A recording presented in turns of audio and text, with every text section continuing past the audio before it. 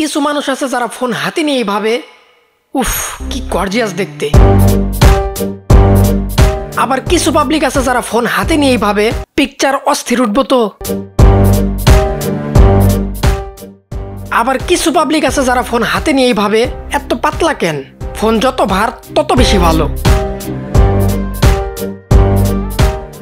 আর same জিনিসটা যখন আমার হাতে আসে তখন আমি ভাবি এটা দিয়ে ভিডিওগ্রাফি কেমন হবে। নন এক্সপিরিয়েন্স যারা আছো তারা ভাবো ভিডিওগ্রাফি মানেই বেশি বেশি বাজেট, প্রায় অসম্ভব একটা কিছু।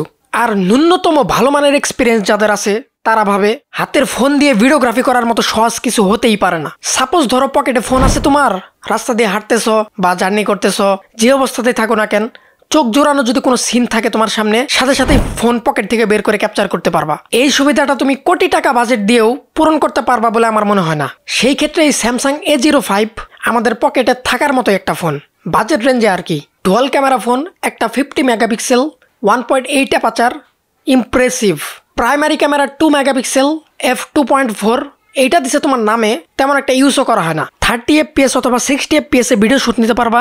60 FPS এ যদি ভিডিও শুট নেওয়া যায়, 30 FPS এ কেই বা শুট নেয়, 60 FPS এ স্লোমো, বুঝতেই পারতেছো। সানলাইট শুটে তোমরা যে কোনো ফোনের ক্যামেরা দিয়ে তুলনামূলক ভালো ফুটেজ পাবা। নাইট পারফরমেন্স কেমন দেয় এইটা দেখার প্রয়োজন ছিল আমার, তাই সবকিছু গুছাই নিয়ে বের হয়ে পড়ছি।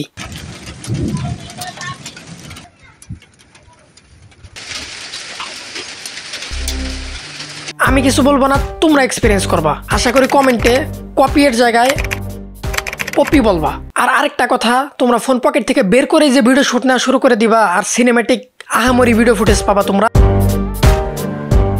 বিষয়টা তেমন না। এনভায়রনমেন্টের সাথে ব্রাইটনেস কন্ট্রোল করে ঠিকঠাক রাখতে হবে, প্লাস কালার গ্রেড করতে হবে, দেন গিয়ে তোমরা এরকম আউটপুট পাবা।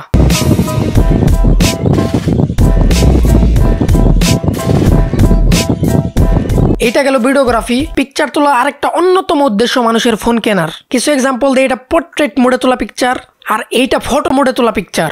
ছবি ডার্ক উঠলে ক্যামেরা ভালো না, আর ছবিতে যদি স্ক্রিন একটু গ্লো উঠে ক্যামেরা সব ঠিকঠাক আছে। এইভাবে আসলে তোমরা পিকচার কোয়ালিটি বুঝতে পারবা না। পিকচার কোয়ালিটি বুঝতে হলে তোমাদেরকে এটা বুঝতে হবে ছবিতে ডিটেলস কতটা আছে।